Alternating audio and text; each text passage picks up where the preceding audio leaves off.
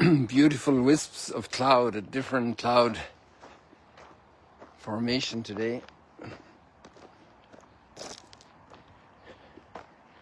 Good morning. The coming, he is coming. You see how the children jump with joy when somebody is coming. And it's almost more thrilling, the waiting time, as difficult as it is for us to wait. It seems to be almost, there's a time, there's a tension, there's an expectation. An expectation for the arrival. The arrival. The time of preparation. Getting the house ready. And the big natural expectation in every family is for that baby. The delight around a coming baby. These basic human experiences that cut across all of humanity. Trying to prepare the circumstances so the baby can be well.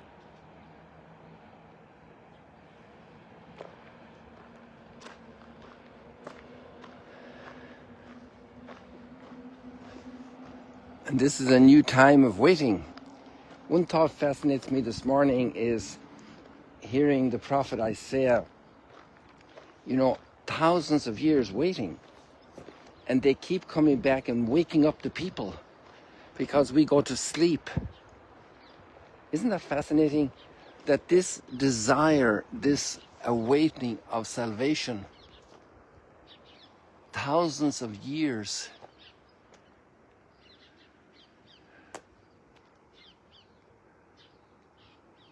waiting.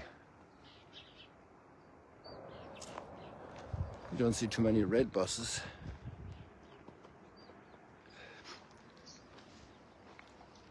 Thousands of years waiting. And to keep that awakening, that readiness alive. And we might be only 20 or 30 or 40 or 50 or 60 or 70 or 80 years old.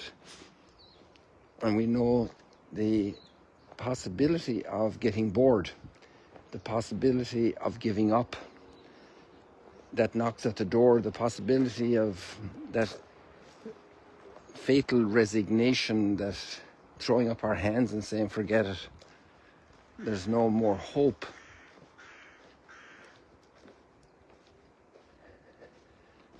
And just like the relationships with people take time to mature, to grow deeply, this virtue of hope,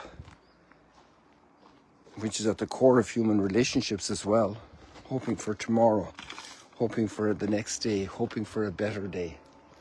Hope. To keep that awake. And there's something at this moment that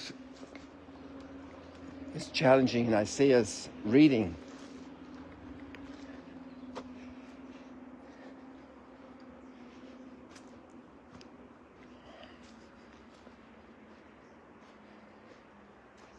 He's speaking about all the nations streaming to Jerusalem. Not to Jerusalem as anything other but the house of God.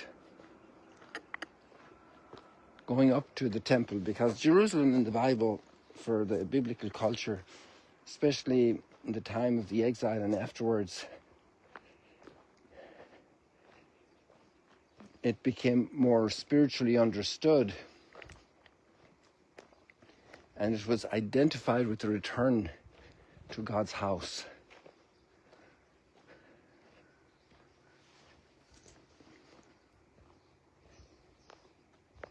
Which is the expression of the Psalm 22, let us go rejoicing to the house of the Lord.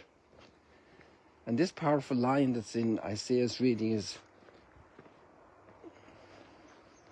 There will be instruction going forth from the house of God to all the peoples. And they shall not train for war again. They shall not raise the sword against each other. That line is engraved or set up in a pillar across from Mount Zion in Jerusalem at an overpass. And the weapons of war are being turned into plows, the spears into pruning hooks, the swords into plowshares. Nor shall they train for war again. Come, let us walk in the light of the Lord, O house of Judah.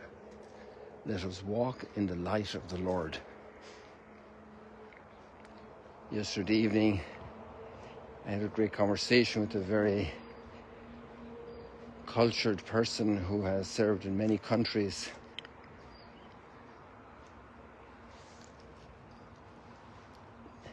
And the comments I heard were about peace.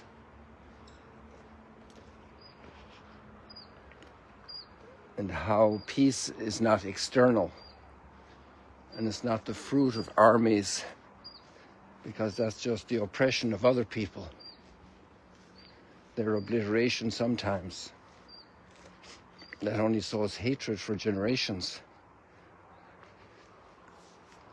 The peace that God gives is not the peace of the dead. It's the peace of reconciled hearts. And that starts, first of all, with peace inside my own heart. And that pivots very much on peace with God. Peace with our Creator.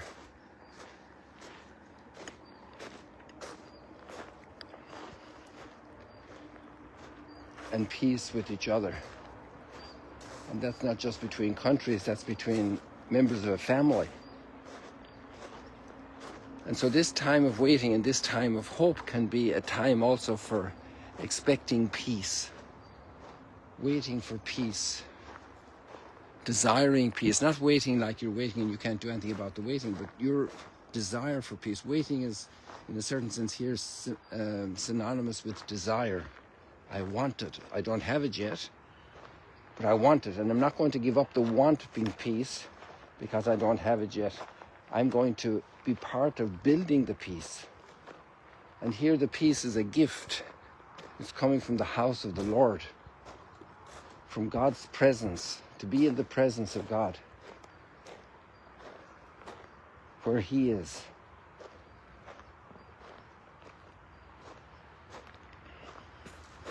Come, let us climb the mountain, the Lord's mountain, to the house of the God of Jacob, that He may instruct us in His way, and we may walk in His paths.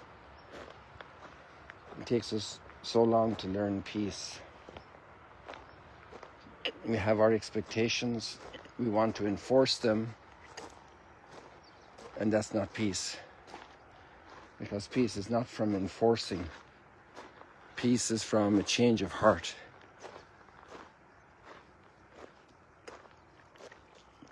And one of the sources of our lack of peace is countered by an amazing, powerful line in the end of the second reading of Paul. Make no provision for the desires of the flesh. Now that doesn't mean that we shouldn't eat or sleep, and these are deep desires and needs of the flesh. But here it's meant the wrong desires, and there's a whole list of them given if you want to read them. Adult conversation type of terms. So read them and see, maybe there is some of that in our world today, also in very widespread ways through all the technology. And what we secretly delight in, what we want to covet. A lot of people are plagued by the call of this lusts of the flesh.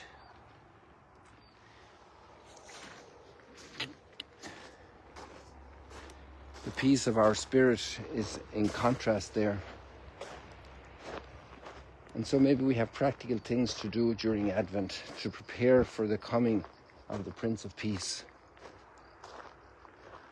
the one who's able to reconcile, the one who's able to forgive.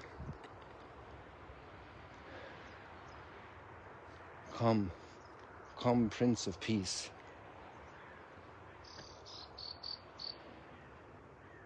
The gospel is very much about this as well, that we're in the middle of life and we need to be ready, awake, and the sun is coming out finally after all this wait. Therefore stay awake, you do not know the day or the hour. And the call to us is coming at different moments that take us by surprise. A new trouble in the family, new conflict between two members of the family, a situation where peace is needed. Stay awake. Be ahead of the game. Be building bridges ahead of the game. Be building friendships. Be building good attitudes toward each other. Speaking well about the other. This is core.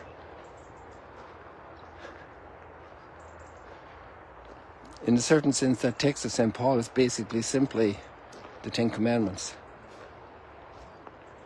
A very core preparation for the fulfillment of peace in our hearts. When we steal from another, when we speak badly about them, when we lie, how could we be at peace? How can we be at peace with that person? How can we be even at peace with our own heart? When we try to impose our will on others, how can we be at peace in our heart? Because we're not called to be their Lord. We're called to be their sibling, their servant. May this Advent be filled with joy. Not the joy of the flesh, of the lusts of the flesh, but the joy of the presence of the Lord. The joy of the love of those around us. That's where the peace of this world is prepared and built. People, it's a gentle morning here, a little chilly, but a winter morning like you're seeing in the weather. Another time of the year. The cycles keep going around, and it's marvelous to have this cycle, spiritual cycle. All this variety, it's good for us. It's good for us. It's the time we're living in. It's the cycle of the seasons. It's the space to have the changes that we need to make. The growth we need to enjoy.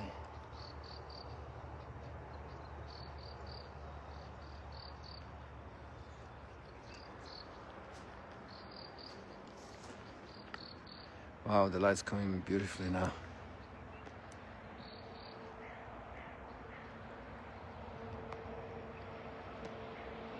God bless you. See you later, alligators. Oops. I wanted to finish.